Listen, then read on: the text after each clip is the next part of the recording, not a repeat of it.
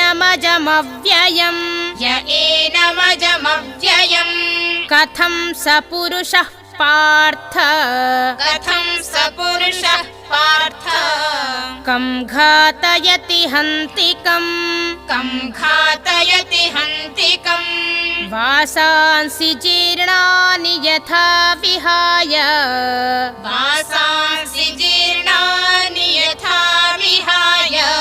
नवानि गृह्णाति नरोपराणि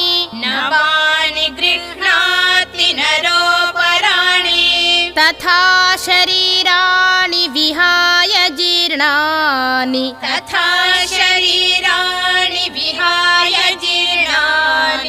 अन्यानि संयाति नवानि देहि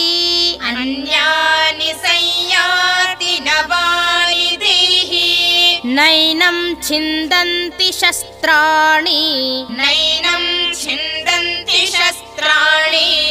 नैनं दहति पावकः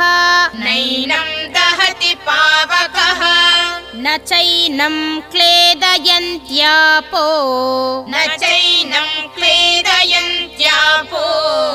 न शोषयति मारुतः अच्छेद्यो यमदाह्योऽयम्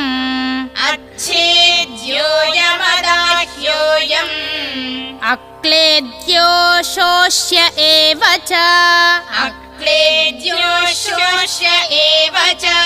नित्यः सर्वगतः स्थाणुः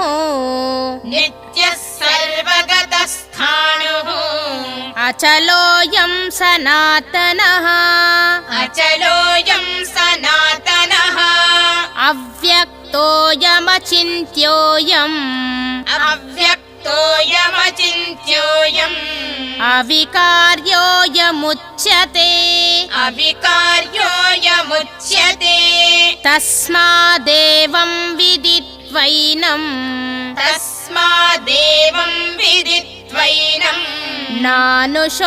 नानुशोचितुमर्हसि अथ चैनं नित्यजातम् नित्यं वा मन्यसे मृतम्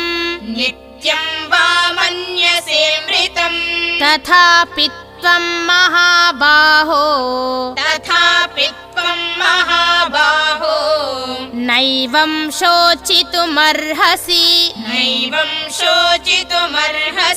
जातस्य हि ध्रुवो मृत्युः ध्रुवं जन्म मृतस्य च तस्मादपरिहार्येऽर्थे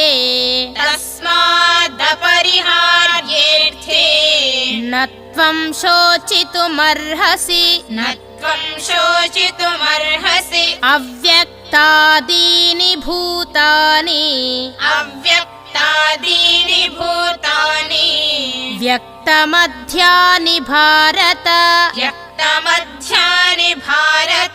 अव्यक्तनिधनान्येव तत्र का परिदेवना आश्चर्यवत् पश्यति कश्चिदेनम्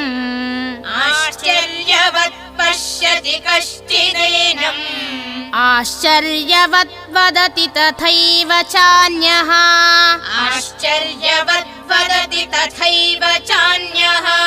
आश्चर्यवच्चैनमन्यः शृणोति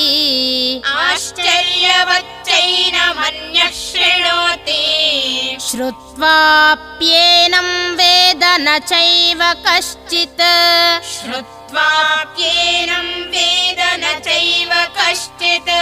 देही नित्यमवध्योऽयम् देहे सर्वस्य भारत तस्मात् सर्वाणि भूतानि न त्वं शोचितुमर्हसि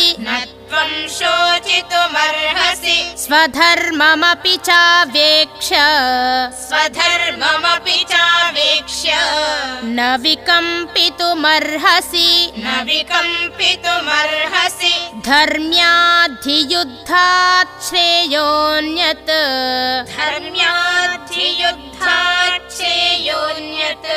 क्षत्रियस्य न विद्यते यदृच्छया चोपपन्नम् स्वर्गद्वारमपावृतम् सुखिनः क्षत्रियाः पार्थ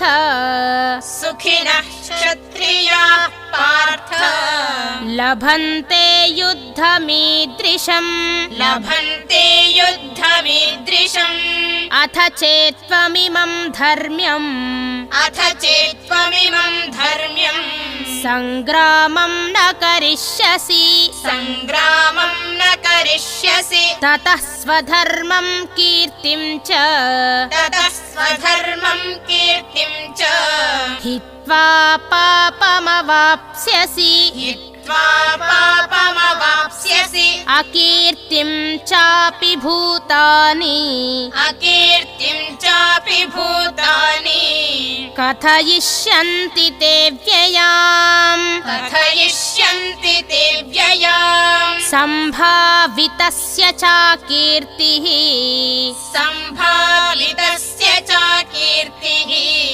मरणादतिरिच्यते भयाद्रणादुपरतम्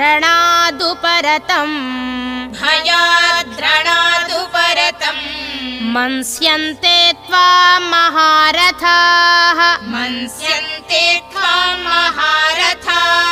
येषां च त्वं बहुमतो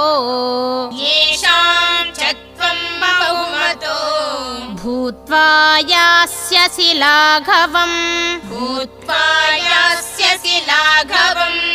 अवाच्यवादांश्च बहून् वदिष्यन्ति तवाहिताः निन्दन्तस्तव सामर्थ्यम् ततो दुःखतरं नु किम् हतो वा प्राप्स्यसि स्वर्गम् जित्वा वा भोक्ष्यसे महीम् तस्मादुत्तिष्ठ कौन्तेय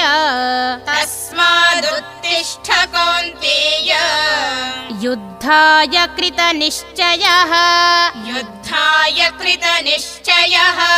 सुखदुःखे समे कृत्वा लाभालाभौ जयाजयौ ततो युद्धाय युज्यस्व नैवं पापमवाप्स्यसि एषा ते विहिता साङ्ख्ये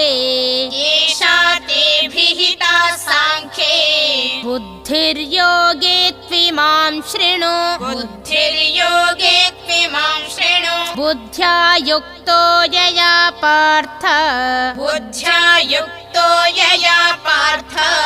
कर्मबन्धं प्रहास्यसि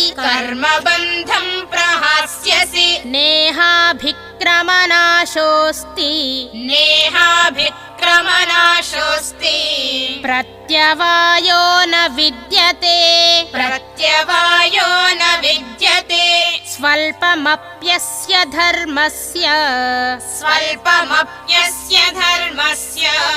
त्रायते महतो भयात्